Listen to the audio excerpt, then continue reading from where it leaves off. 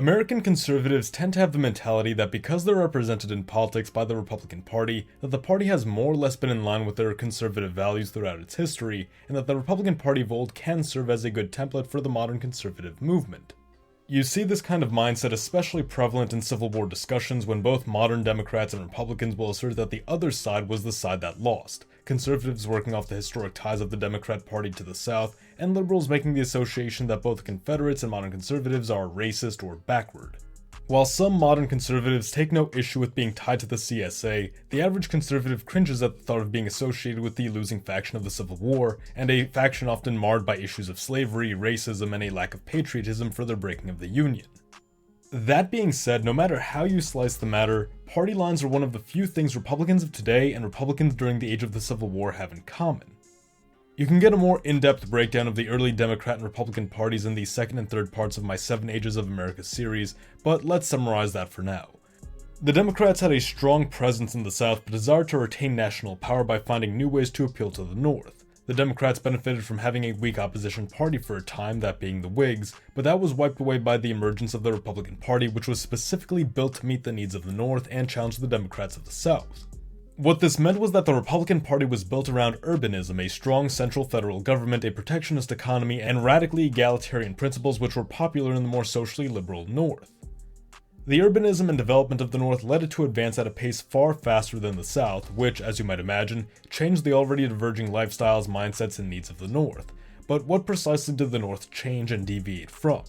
While the mercantilist coastal culture of the Northeast once dominated the country for a time, since 1800 the nation was undeniably dominated and defined by the culture of its southern half. Jefferson paved the way for a nation that was agrarian and decentralized, which most people today like to oversimplify as the drives of slavery and states' rights. By 1830, Jefferson's vision had largely become a reality and the Southern agrarians were the leading force of influence in the country. With their institutions established and prominent, the South, which was once the radical egalitarian force in the country, became the new conservative establishment. Southerners were strong constitutionalists and generally played by the rules set, because these were the rules they had fought to achieve over prior decades. Slavery was one of these issues protected by state and national institutions. Even the Constitution included a fugitive slave clause, which was so widely ignored by the North that it led to the passing of the Fugitive Slave Act.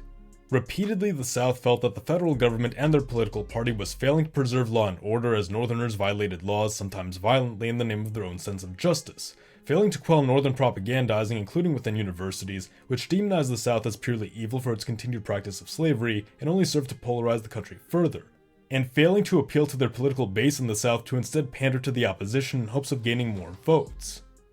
Modern conservatives aren't entitled to the achievements of the old Republican Party because the simple reality is that the old Republican Party was not conservative, the South was, and not merely in the oversimplified sense that both are racist, as modern liberals might attempt to argue.